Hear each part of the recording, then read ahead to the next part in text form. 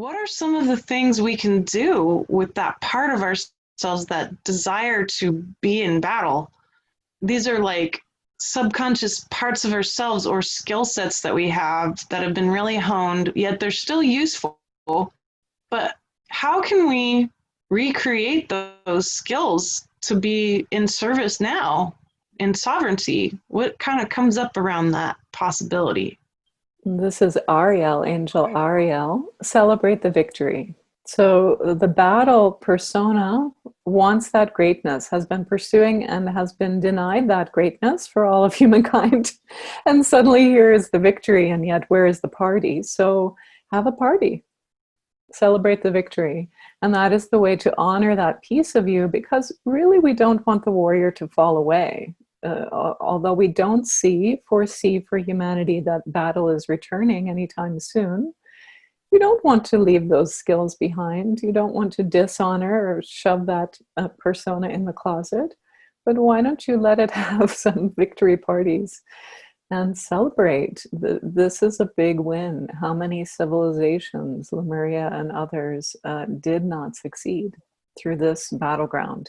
And humanity, beautiful, fragile humanity, has succeeded. Of course, there were a lot of helpers, some of them re-embodied Lemurians and angels and others, other galactic friends. And yet it is humanity ultimately who has succeeded, who is victorious in this time. So celebrate that victory and let that piece of yourself that is battle ready remain so. It's good to have sentries, it's good to have strength.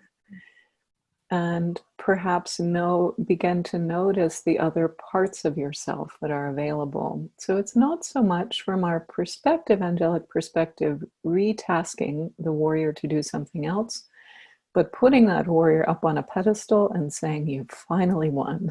Congratulations." And then looking around to see, okay, great. Well, is it a play day then? And what is that? You get to innocently recognize, even battles after a great victory, even battle-ready warriors got to play, eat, and drink, have sex, whatever that meant in those time periods. But whatever it means to you, what does it mean to play? To be in a time where you're still aware that strength is there. That's an important part of being able to play. But you're not so engaged, your energies are not so engaged in that shell or layer so much. So celebrate the victory. Well, that's a huge relief, seriously. But that's a paradigm shift right there. Everybody gets to celebrate the victory right now, especially if you're feeling like you're not victorious. Right. Or especially if you're feeling oppressed today. To actually say, you know what? That's the illusion. The victory is that it's already here. We've done it. We are sovereign, and now I'm choosing this, and I'm going to celebrate this. And that feels so good to say, good job, you did it. And we do it for our inner selves, we do it for our soul, but we do it for all of the people who came before us too. They get to have the party finally they've been waiting for. I can feel that. It's like this big buildup behind us saying, yeah, let's do it. Now we get to celebrate where we're at right now.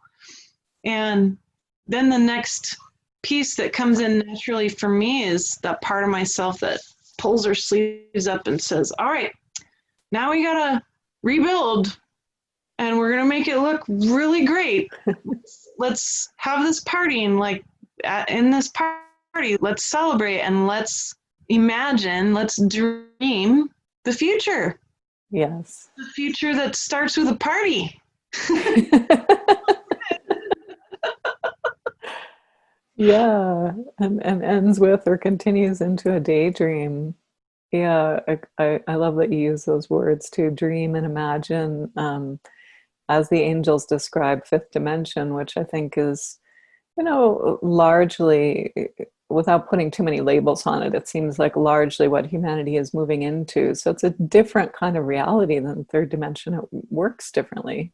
And one of the ways it works differently is, instead of this like manifesting and doing and striving and achieving, or striving and failing, whatever that paradigm, in fifth dimension, it's a lot more like, laying on the grass and watching the clouds and daydreaming, like, oh, wouldn't that be fun? Like when you were a child and you just, no one had told you can't be an astronaut, and you're just like, yeah, I want to be that, I want to do that, and wouldn't that be fun? It's not coming from kind of ambition or ego or limitation at all. Just, well, that would be fun. And that's, in my experience, how I did switch back to Adria, for those who didn't catch that. um, that's, in my experience, how fifth dimension works. It's so funny. It's like so effortless, easy. It's those times when it's just those thoughts float through, like, oh, wouldn't that be nice? And then it appears. It's not those times when I'm so serious about, I need this, or I want this, or I want to make this happen. That's very third dimension, and we all know, how effective that plane of existence is. Not very. So yeah, it is very daydreamy, and it comes not from a sense of urgency or need and a want in the old way we're used to experiencing it. But what does the heart truly want? The unlimited heart, because that's what we are now, in this time of without limits, which is taking time to absorb and really feel the reality of that. It's quite shocking. Some days I really get it, and many days I'm still in doubt, because my mind remembers a whole lot of days, a whole lot of lifetimes of three-dimensional reality. I'm like, that's crazy talk. Yeah, it's all about the access, and that limitless feeling is a taste of stepping off the game board, of being finished with the game board and recognizing that we are creators of our reality, and then the full body experience of oneness with everything else, so that there is no more separation where we're wanting to control the activities of a person or an elite group or a powerful group or an not powerful group. That none of that then really exists. And yet then, while we get to still play in 3D, it then is informed by its consistently we've got more physical access than to all of those other realms of light, all at the same time, and including the angelic. Because I do think that as these different traumas get shifted, as we begin to practice and play with sovereignty, that it will reveal to us just how one we really are at a whole universal level, and in that beautiful angelic dimension, to know that all that knowledge that the angels have innately, that's us too, and that the whole reason they've been here is to show us that, to be it, to mirror it for us. That's why there is no judgment from them, because they really ultimately are us. And I love that about them. And that's really out there and esoteric too, but 5D makes even more sense than the embodiment of the angelic. But I think that's where we're going, is that all these dimensions and all of source, we get to physically experience it. And that, I think, is why the angelic has remained in wonder and fascination with us. And why they love us so much, because they know what our potential is, even when we have not discovered it yet. And they still know more than we do about that potential, even now. And we're so lucky, you and I, we get to hear and see some of this stuff. But now here we get to share it. So what would you, Adria, and also the angelic, want to point out about the rest of the folks around us? A lot of my clients, they say, well, I'm on this path and I'm trying out the sovereignty, I'm playing with this, but gosh, my partner or my children or my family members and friends all think I'm absolutely crazy and that we're all going to die. How do we deal, which is true, just not maybe exactly how we all thought. The, so what comes through about how do we manage with so many of our friends being in a 3D mindset, and here we're trying to play with and experiment with sovereignty, we're going to get some pushback about our madness, as they say. What comes up? How can we navigate that better? This is Raphael, Angel Raphael. So it's quite simple, dears. You are coming out of a time of being subjugated by others, being told what your choices were, being told what to do. So don't play that role for others.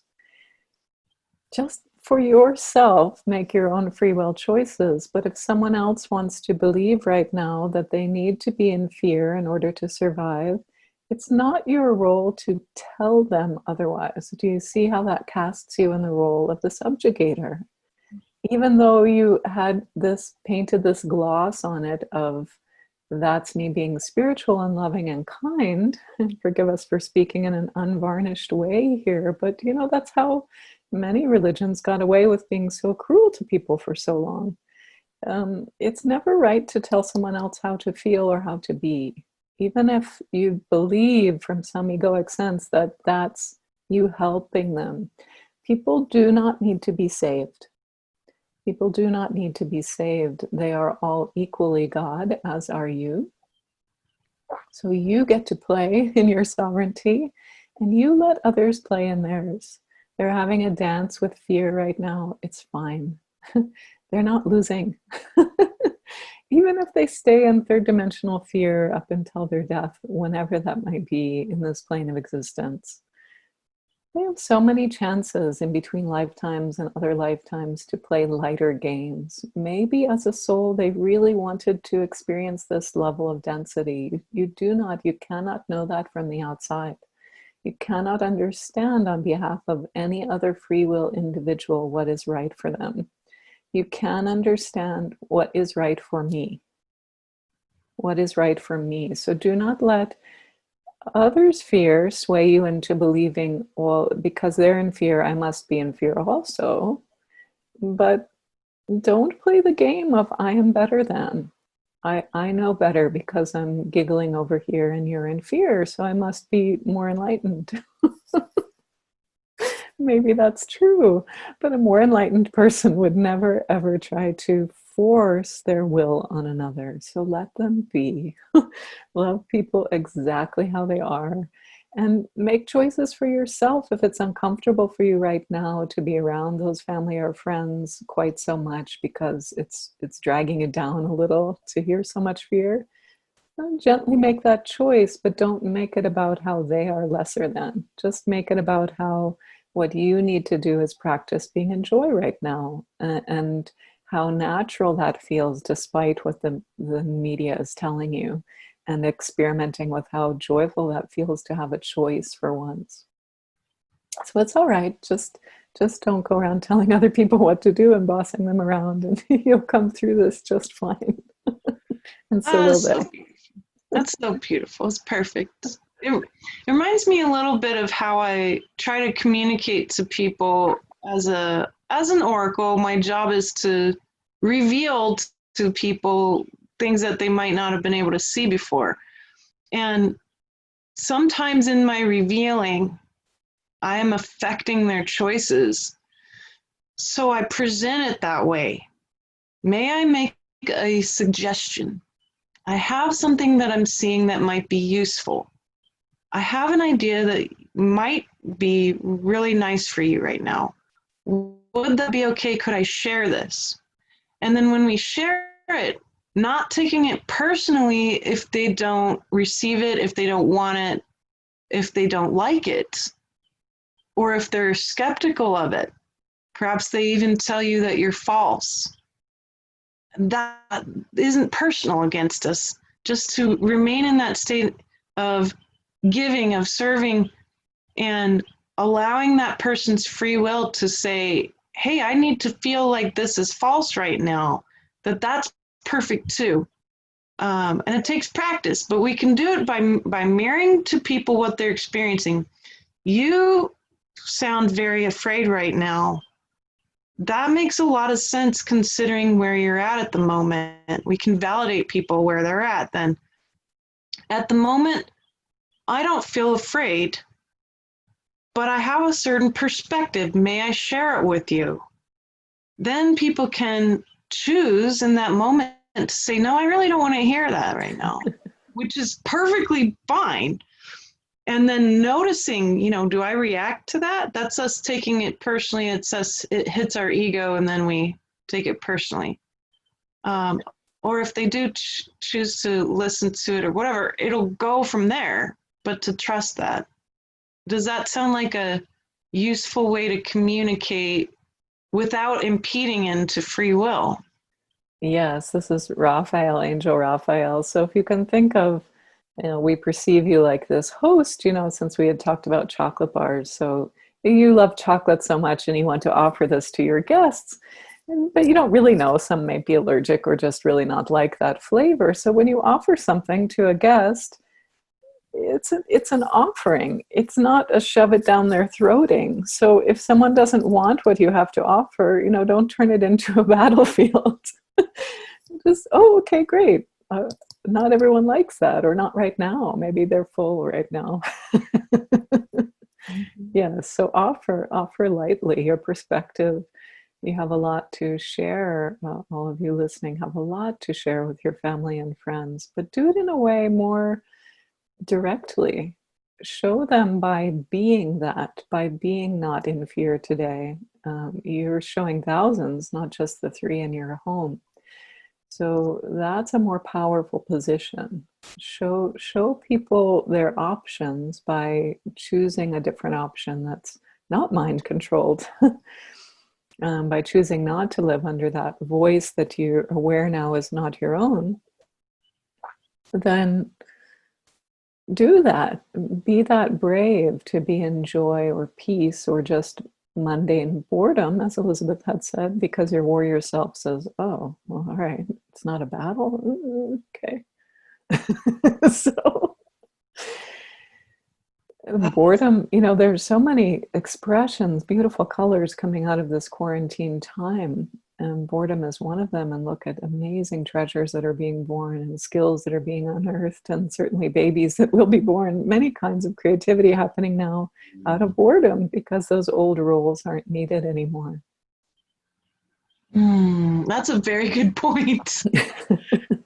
And that leads us to my last question, which is we've covered like where we're at right now, why it's different than before, how we can play at this level, how to give our warrior selves something to do other than be bored, but to celebrate them, to be in a celebration state at this moment, how to navigate with folks around you who feel differently than you do without impeding on their free will.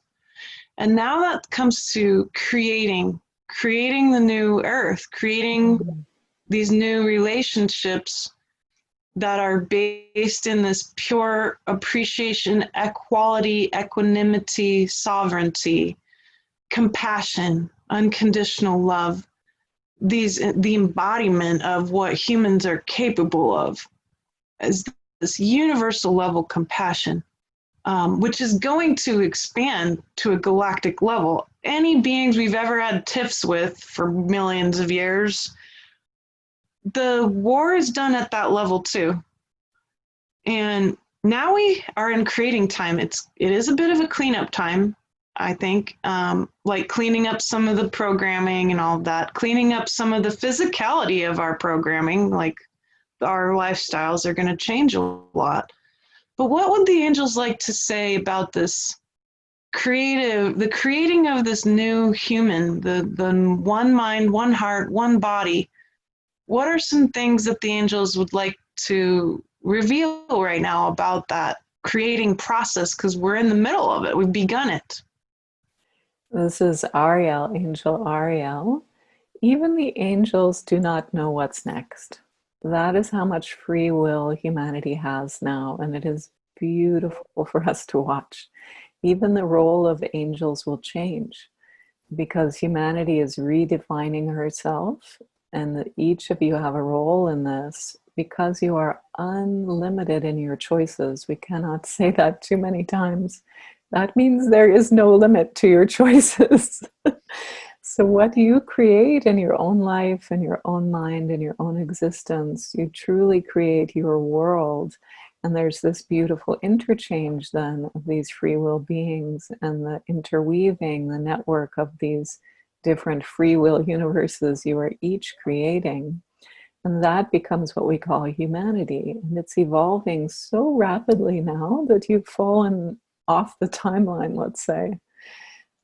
You're ahead of, humanity is ahead of those predictions in Mayan calendars and others that predicted that 2020 would be a central time.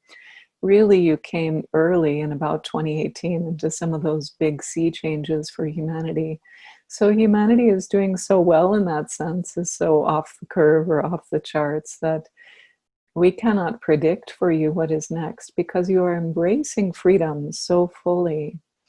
That means our job largely is done, angelic role here with humanity. It doesn't mean angels are abandoning humanity. We're sticking around still to help and also to see what our role might be and whether or not humanity can learn free will from humans. We don't have as much free will as humans do at this time, angels. So will humanity inform angelic existence, perhaps, or will we split so that angels go to serve other types of races that need what we are, what angels are? So we cannot predict what is happening because it is truly uncharted, but not in a scary way, not in a dangerous way, in a way that is so profoundly beautiful to the soul. So know that you truly are creating humanity. You are creating what is next. You are not living out the destiny of humanity. That's the old way. You did that very well. Thank you. Angels did the same. We all lived out our destiny, but now you are creating, and what you create is up to you. Wow. Really felt that ignite something in me around I am the new human. I am the new human right now. And as I practice being the new human, then the future is there at each moment.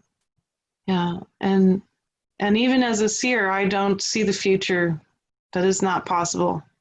It's far too broad, It's amazing. far too amazing, far too many possibilities, and they're all perfect. Wow. So trying to cling on to any specific kind of future, well, I don't have to cling on to it. We can be it. We can create it now. And that's empowerment.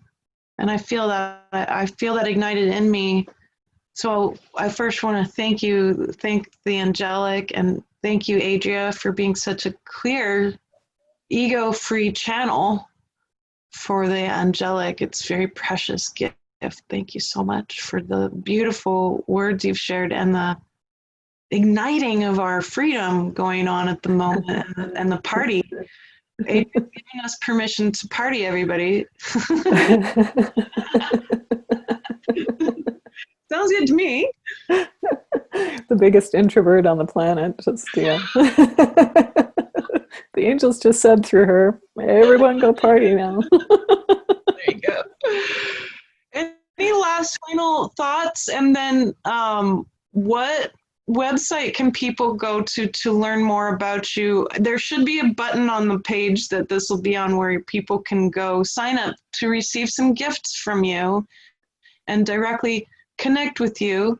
So that'll be there. But what's your direct website that would be useful for people? It's wingsound, WINGSOUND.com. I just love that. It's so pretty. Good. And so any last final thoughts, Adria and the angelic? What last message would like to be heard and seen? This is Ariel, Angel Ariel. We bless you with who you are. Come out of, gently step out of the shell of who you were, the shell of who you understand, misunderstand yourself still to be. Come out of that into who you are.